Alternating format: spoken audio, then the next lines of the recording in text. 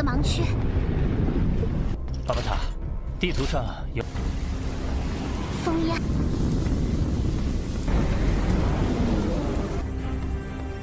出气肉。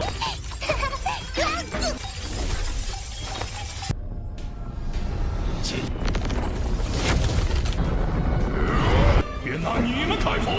九枚，需要多少鳞片？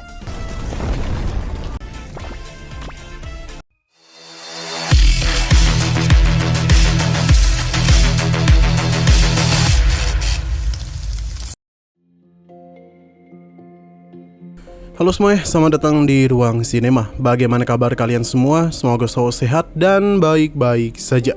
Pada hari ini kita akan kembali melanjutkan series Donghua Penakluk Bintang episode terbarunya. Yang mana ini adalah episode yang ke-232. Bagi yang baru bergabung dan series ini, kita sudah sediakan playlistnya. Jadi kalian bisa dengan mudah mencari di mana episode awal dari series ini. Sebelum kita mulai episode terbarunya, kita akan melihat dulu apa saja yang telah terjadi pada episode sebelumnya. Kemarin, Wang Long dari klan Bulan Ungu barulah tahu kalau pria yang dia lepaskan adalah Lo Feng, yang baru-baru ini menjadi pembicaraan di lautan universe. Berhubung dia itu tertarik dengan sayap ini, jadi dia bersama rekannya pun melakukan pengejaran kepadanya. Hanya saja mereka kesulitan karena Lo Feng itu sangat cepat. Masalah baru kembali Lo Feng hadapi karena He Huan atau Five Chaos Master datang untuk memburunya. Ia berjanji akan menghabisi Lo Feng demi membalas kematian rekannya. Pengejaran teruslah mereka lakukan. Pertarungan 3 lawan 1 tentu bukanlah masalah yang mudah untuk Lo Feng atasi. Tapi dia itu memiliki sebuah rencana, di mana Lo Feng ingin masuk lebih dalam ke tempat yang sangat berbahaya. Bahkan hal itu sampai membuat Babata menjadi panik. Lo Feng menenangkannya karena percaya mereka bisa melewati hal tersebut. Teknik andalan pun sudahlah Lo Feng gunakan, dan ini berhasil menarik masuk He Huan dan membuat tubuh klonnya musnah. Selain itu, beberapa harta miliknya pun berjatuhan, dan salah satunya adalah token yang tak asing baginya. Sekarang kita akan lanjutkan episode terbarunya. Kita dibawa ke tempat klan Mata Dewa. Di dalam istana, seseorang baru saja tiba. Namun muncullah sebuah retakan ruang di atas singgasana. Sepertinya yang datang kemari merupakan He Huan atau Five Chaos Master. Sepertinya retakan ruang itu berasal dari sosok yang sangat kuat, karena pancaran kekuatannya jauh berbeda dari He Huan. Beliau adalah tuan pertama dari suku Mata Dewa. Dengan satu langkah kakinya saja, tempat ini seketika berubah. Tujuan He Huan kemari untuk memberitahu kalau tubuh tempur utamanya baru saja hancur di jurang atas danau Yansui. Ia telah menandai seseorang pejuang yang berani menyeretnya masuk ke dalam jurang tersebut. He Huan mengakui kalau ia meremehkan Lo Feng karena dia itu berani mati bersamanya. Master pertama mulai melakukan sesuatu yang seketika saja menumbuhkan tanaman spiritual di tempat itu. Ia ingin tahu seberapa besar kerugian yang He Huan terima. Sebagian harta karunnya telah rusak, tapi di sana ada token hitam dari alam semesta dan juga armor dewa kepunahan yang tertinggal. Selain itu, dia berpikir kalau harta karun sayap milik Lo Feng juga masih tertinggal di sana.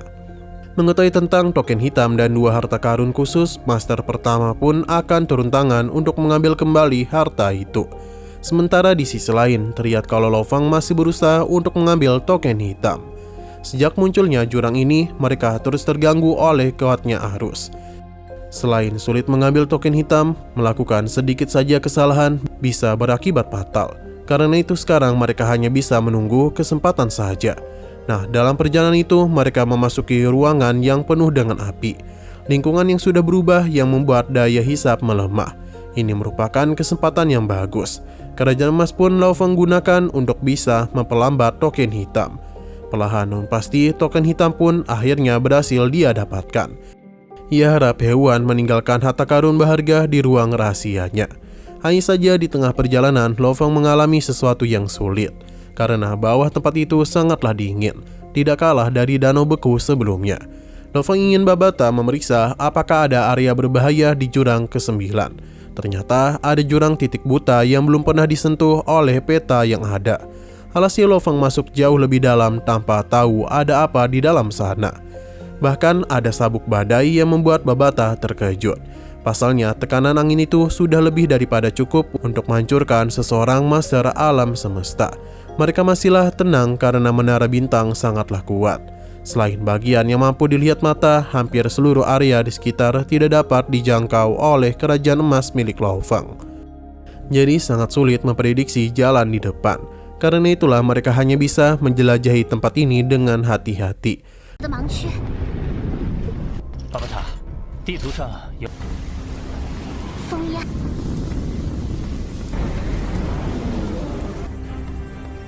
出去肉。 Namun ada 3 titik yang menarik perhatian Lo Feng. Ia pun memutuskan untuk melihat hal tersebut dan memasuki sabuk badai. Ternyata itu merupakan bagian dari armor Dewa Kepunahan. Tanpa berlama-lama, Lo Feng langsung saja mengambil hal tersebut. Babata mencoba mengangkatnya, namun ini cukup berat. Ia merasa kalau armor Dewa Kepunahan milik He Huan telah menjadi serpihan di lingkungan Abyss. Sangat disayangkan, padahal armor itu merupakan harta karun terpenting kedua setelah harta karun tertinggi. Lo Feng tidaklah ingin menyerah dulu, karena jika potongan pertama ada di sini, jadi bukan tidak mungkin potongan lainnya ada di sekitaran tempat itu. Karena itulah mereka akan mulai melakukan pencarian. Dan benar saja di sekitaran tempat tersebut memang ada. Hingga pada akhirnya mereka mengumpulkan lebih banyak potongan dari armor kepunahan. Semua itu berkat token hitam juga. Tapi koneksi harta ini masih terhubung dengan He Huan.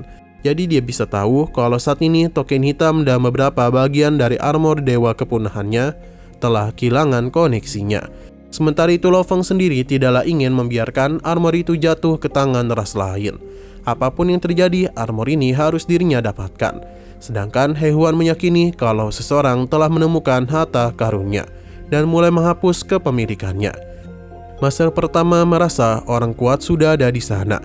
Jadi apapun akan dirinya lakukan dan semua itu tidak boleh sia-sia. Tapi tanpa mereka ketahui kalau sebenarnya orang kuat itu adalah Lo Feng yang masih hidup. Saat ini dia masihlah terus mencari pecahan dari armor kepunahan. Atuka dan juga Babata sangatlah menikmati hal itu. Karena dalam hitungan yang begitu cepat, Lo Feng berhasil membawa begitu banyak serpihan kemari. Tapi meskipun sudah mengumpulkan lebih dari 100.000 pecahan, ini semua masihlah belum bisa merakit satupun bagian yang layak. Karena itulah mereka tak bisa berhenti dulu dan akan terus melakukan pencarian.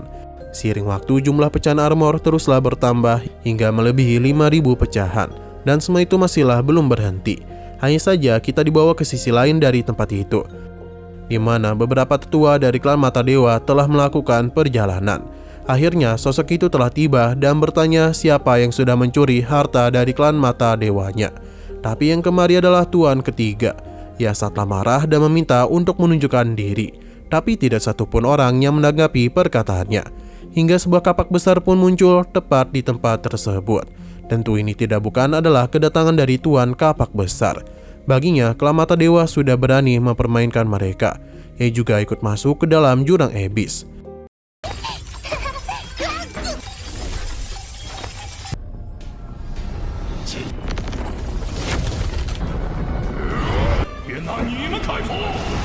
Kembali kepada Lo Feng, yang mana dia masihlah asik mencari pecahan armor kepunahan. Merasa sudah cukup banyak, Lo Feng mencoba untuk membentuk armor tersebut. Perlahan namun pasti, akhirnya seluruh bagian armor ini pun dibentuk. Babata sangatlah lega karena mereka berhasil mengumpulkannya juga. Lo Feng sendiri cukup puas meskipun ini masihlah produk setengah jadi. Pesan-pesan kuno juga tertinggal dalam baju jirah itu. Nama sebenarnya dari armor ini adalah baju jirah penyegel iblis pembunuh dewa. Kemampuan pertahanan fisik dan jiwanya sangatlah hebat. Tidak hanya itu, cakarnya mampu digunakan dalam pertarungan jarak dekat. Sementara setiap sisiknya digunakan untuk serangan jarak jauh. Hanya saja Lo Feng bisa gila jika menggunakan armor itu. Karena dia akan bertarung tanpa terkendali. Seperti apa yang pernah terjadi dulu dengan tubuh klan Mosanya. Lo Feng sadar kalau ini sangatlah berbahaya. Karena itulah dia harus menilai situasi dengan tenang agar bisa mengalahkan musuhnya. Untung saja serangan jarak dekat dan jarak jauhnya sangatlah kuat.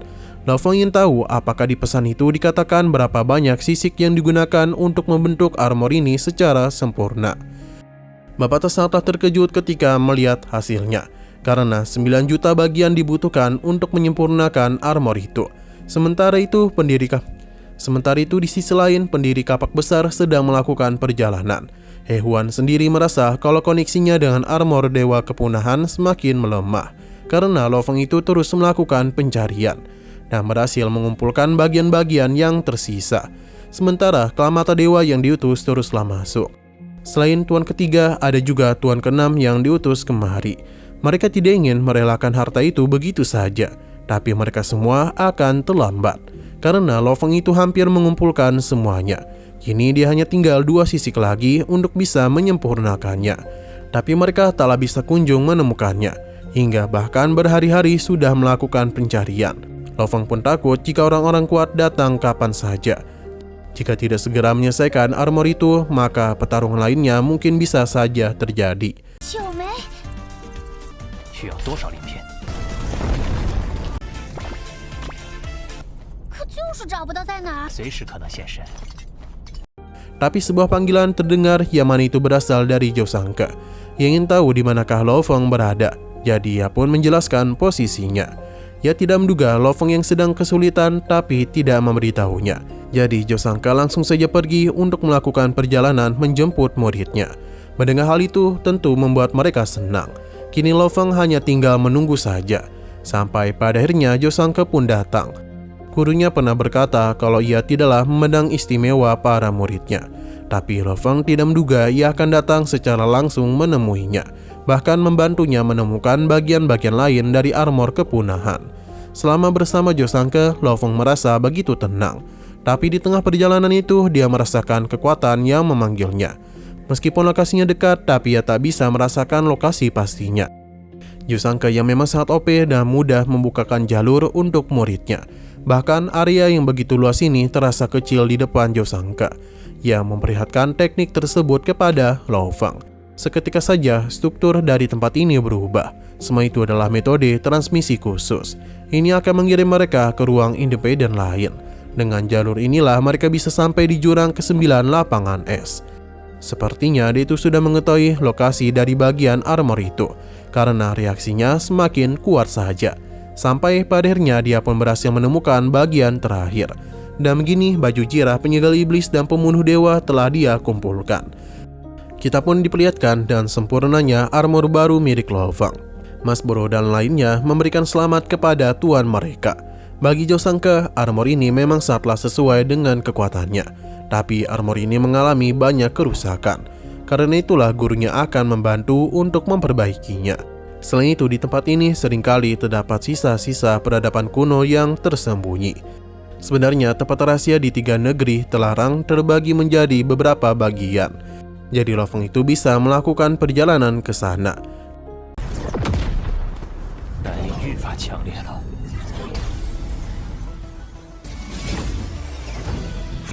往往有缘故给我为师吧。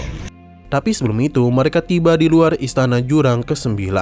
Melihat hal itu membuat Lo Feng kagum, karena dia tidaklah pernah menduga ada reruntuhan di tempat ini.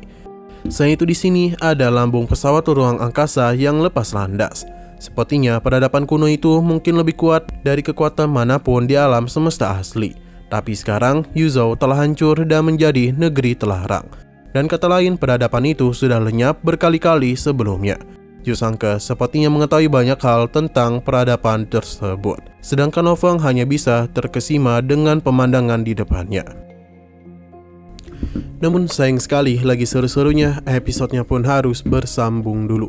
Namun sebelum kita akhiri, seperti biasa kita akan melihat preview bagian selanjutnya. Lo Feng dapat merasakan emosi yang disampaikan dalam teks ini, di mana semua itu cukup kuat. Selain itu, seseorang dari dunia luar sedang bertarung.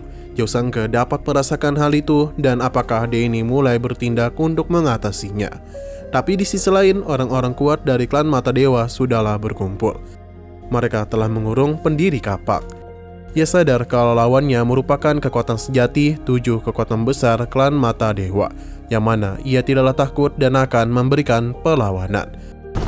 文字中蕴含的情绪，外界有人讲，他不休呢。只要出现在人念出7大真主。 Oke, sekian dulu pada video kali ini. Untuk video selanjutnya akan segera hadir. Jadi bagi kalian yang mengikuti series ini, langsung saja klik subscribe dan aktifkan loncengnya. Terima kasih yang sudah menonton video sampai habis. Jika kalian suka pada video ini, klik like dan share ke teman-teman kalian tentang channel ini. Dan ditunggu aja kelanjutannya. Oke, sampai jumpa di video selanjutnya.